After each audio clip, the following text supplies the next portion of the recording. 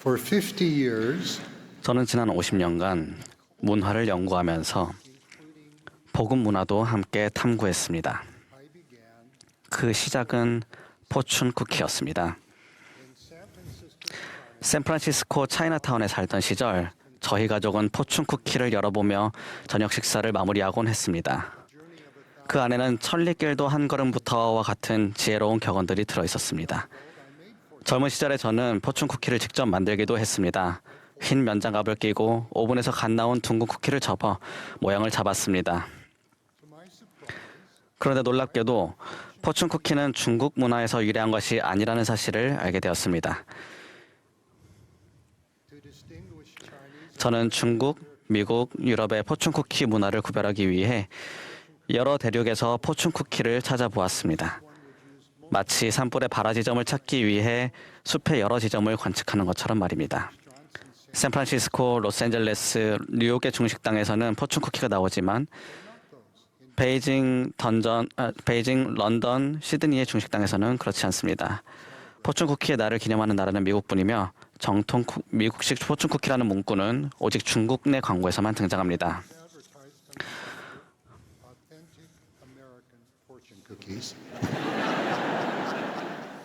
Fortune cookies are a fun 포춘 쿠키는 재미있고 단순한 예시이지만 서로 다른 배경의 문화적 관행을 비교하는 이 원리는 복음 문화를 구별하는 데도 도움이 될 수 있습니다. 또한 지금 주님께서는 복음 문화를 배울 새 기회를 주고 계십니다. 몰몬경과 신약전서의 비유에 담긴 예언들이 성취되고 있기 때문입니다. 세계 곳곳에서 사람들은 이동하고 있습니다. UN 보고에 따르면 국가 간 이주자가 2억 8,100만 명에 달합니다. 이는 1990년에 비해 1억 2,800만 명이 증가한 수치이며 1970년 추정치의 3배가 넘습니다. 세계 곳곳에서 역사상 가장 많은 수의 개종자들이 예수 그리스도 후기성도 교회를 찾고 있습니다. 안식일마다 195개 국가 및 자치령의 교회 회원들과 친구들이 31,916곳의 집회소에 모입니다. 교회에서 사용되는 언어는 125개에 달합니다. 최근에 저는 알바니아, 북마케도니아, 코소보, 독일, 스위스에서 새로운 회원들을 보았는데 그들은 몰몬경에 나오는 감람나무의 비유를 성취하고 있었습니다. 야고보서 5장에서 포도원의 주인과 그의 종들은 곳곳에서 모은 감람나무의 가지들을 접붙임으로써 뿌리와 가지 모두를 강하게 만듭니다. 오늘날 하나님의 자녀들이 예수 그리스도 안에서 하나 될 때 주님께서는 우리가 회복된 복음을 더 온전히 실천할 수 있도록 놀랍고도 자연스러운 방편을 주십니다. 예수께서는 하늘 왕국에 걸맞게 우리를 준비시키시기 위해 큰 잔치의 비유와 혼인 잔치의 비유를 말씀하셨습니다. 두 비유에서 초대받은 손님들은 잔치에 가지 않을 갖가지 핑계를 댑니다. 그러다 주인은 종들에게 빨리 시내의 거리와 골목과 길과 산울타리가로 나가서 가난한 자들과 몸 불편한 자들과 맹인들과 저는 자들을 데려오라고 명합니다. 영적인 의미에서 그 사람들은 우리 모두를 의미합니다. 경전에는 이렇게 기록되어 있습니다. 주의 집에 만찬에 모든 민족이 초대받으리라. 너희는 주의 길을 예비하라. 그의 왕국이 땅 위에 나가게 하며 그 주민이 이를 영접하고 후일을 대비하게 하라. 오늘날 주님의 만찬에는 모든 장소와 문화권의 사람들이 초대받습니다. 교회 회중은 연령, 소득 수준, 출신지가 다양하며 이는 우리가 사는 지역사회의 모습과도 같습니다. 선임 사도인 베드로는 하늘이 열리고 네 귀퉁이가 묶인 큰 보자기가 내려오는 시연을 보았습니다. 그 안에는 각종 짐승이 있었습니다. 베드로는 이렇게 가르쳤습니다. 내가 참으로 하나님은 사람의 외모를 보지 아니하시고 각 나라 중 주님을 경외하며 의를 행하는 사람은 다 받으시는 줄 깨달았도다. 예수께서는 선한 사마리아인의 비유에서 당신의 여관, 즉 당신의 교회에서 서로에게 그리고 당신께 나아오라고 권유하십니다. 그분은 우리가 서로의 이웃이 되기를 원하십니다. 선한 사마리아인 곧 예수님께서는 이후에 다시 돌아와 그분의 여관에서 돌보는 이들에게 보답하겠다고 약속하십니다. 예수 그리스도의 복음에 따라 생활하는 것에는 그분의 회복된 교회에서 자리를 마련하는 일이 포함됩니다. 여관에 있을 곳을 마련하겠다는 다짐에는 누구도 홀로 앉아있게 두지 않는 것이 포함됩니다. 교회에 와서 혼자 있는 사람을 보게 된다면 인사를 건네고 함께 앉아주시겠습니까? 그렇게 하는 것이 여러분의 문화에서는 익숙하지 않은 행동일 수도 있습니다. 그 사람은 여러분과 생김새나 언어나 성격이 다를 수도 있습니다. 그러나 포춘쿠키에 이러한 격언이 적혀 있을지 모릅니다. 천리길도 한 걸음부터, 복음 속 우정과 사랑은 인사와 함께 앉기부터.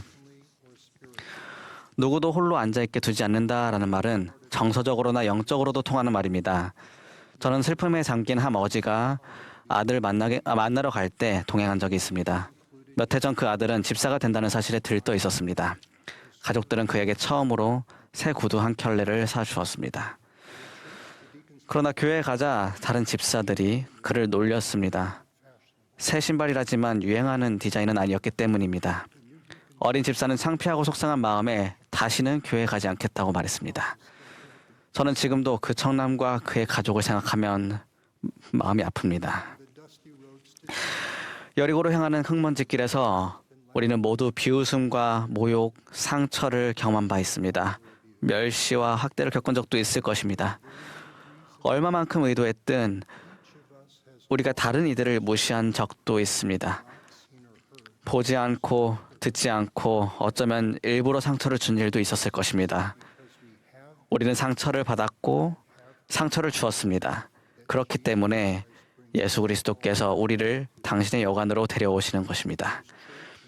그분의 교회에서 그분의 의식과 성약을 통해 우리는 서로에게 그리고 예수 그리스도께 다가갈 수 있습니다. 우리는 사랑하고 사랑받고 섬기고 섬김받으며 용서하고 용서받습니다. 부디 기억하시기 바랍니다. 하늘이 치유 못할 땅의 슬픔 없고 이 땅의 짐은 가벼워질 수 있으며 우리 구주께서 주시는 기쁨은 실제합니다. 니파이전서 19장에는 이렇게 나옵니다.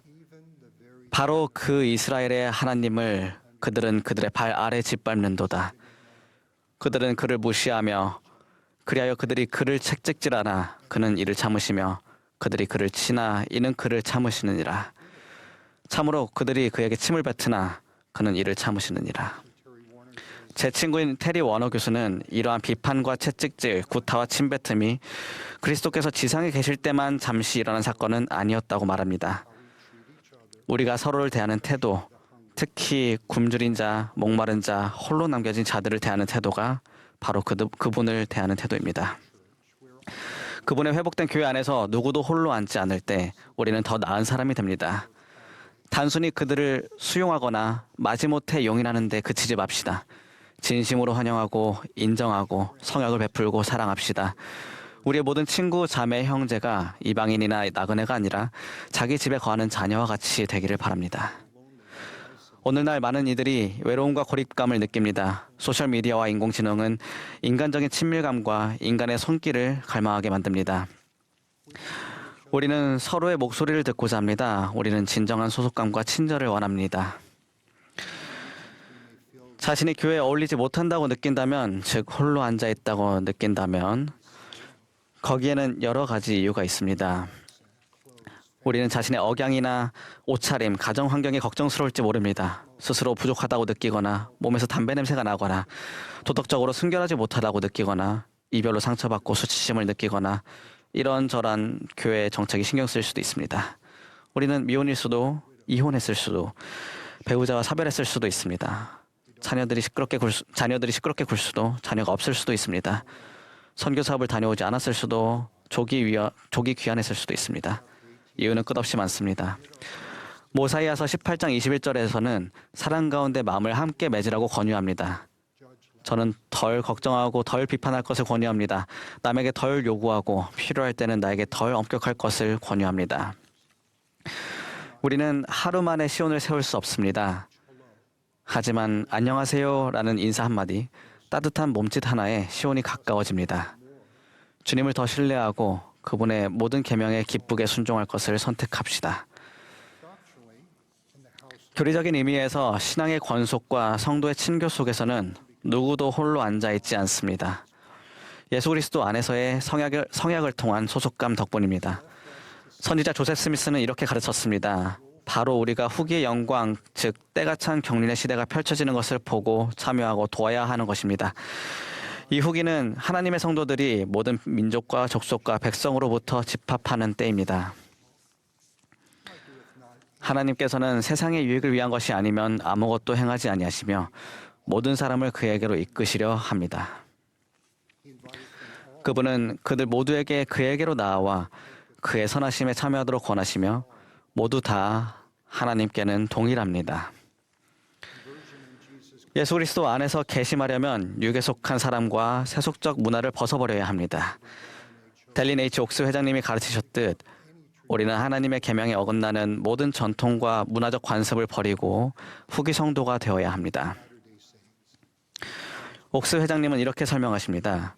예수 그리스도 후기 성도 교회 회원 모두가 공통으로 가지고 있는 특별한 복음 문화, 즉 가치관과 기대와 관행이 있습니다. 복음 문화에는 순결하게 생활하기, 매주 교회에 참석하기, 술과 담배, 차와 커피 금하기 등이 포함됩니다. 또한 정직과 고결성이 포함되며 교회 직분은 위로 올라가거나 아래로 내려가는 것이 아니라 앞으로 나아가는 과정임을 이해하는 것이 포함됩니다. 저는 모든 나라와 문화권의 충실한 회원과 친구들로부터 배웁니다. 여러 다양한 언어와 문화적 관점으로 경전을 공부할 때 복음에 대한 이해가 깊어집니다. 그리스도와 같은 성품이 다양한 방식으로 표현되는 것을 보면서 저는 구주를 더 깊이 사랑하고 이해하게 됩니다. 러셀 M. 넬슨 회장님께서 가르치신 것처럼 우리의 문화적 정체성을 하나님의 자녀, 성약의 자녀, 그리스도의 제자로 정의할 때 모든 사람이 축복을 받습니다. 예수 그리스도께서 주시는 평안은 우리 개개인을 위한 것입니다. 최근에 한 청년이 진지하게 물었습니다. 공장로님, 제가 아직도 천국에 갈 수 있을까요? 청년은 자신이 과연 용서받을 수 있을지 의문스러워했습니다. 저는 청년의 이름을 묻고 그의 말을 귀 기울여 들었습니다. 그런 뒤 감독님과 이야기하도록 권유하고 그를 꼭 안아주었습니다. 청년은 예수 그리스도 안에서 희망을 품고 돌아갔습니다. 이후 저는 다른 모임에서 그 청년에 대해 이야기했습니다. 얼마 뒤 저는 익명의 편지를 받았습니다. 공장로님, 저희 부부는 9자녀를 키웠고 2차례 선교 사업을 다녀왔습니다. 하지만 저는 해외 왕국에 갈 수 없을 것이라는 생각이 항상 들었습니다. 어렸을 때 너무 심각한 죄를 지었기 때문입니다. 편지는 이렇게 이어졌습니다. 공장로님, 저는 그 청년이 용서에 대한 희망을 얻었다는 이야기를 들었을 때 더없이 기뻤습니다. 저도 어쩌면 용서받을 수 있겠다는 사실을 깨닫기 시작했기 때문입니다. 편지는 이렇게 마무리됐습니다. 이제는 저 스스로를 싫어하지 않게 됐습니다. 우리가 주님의 여관에서 그분께 그리고 서로에게 다가갈 때 성약을 통한 소속감은 더 깊어집니다. 주님께서는 홀로 앉는 사람이 없을 때 우리 모두를 축복하십니다. 그리고 포춘 쿠키의 격언처럼 우리가 옆에 앉아준 그 사람이 우리의 오랜 친구가 될지도 모르지요. 우리가 어린 양의 만찬에서 주님과 서로를 위한 자리를 찾고 마련하기를 예수 그리스도의 거룩하신 이름으로 겸손히 기도합니다. 아멘.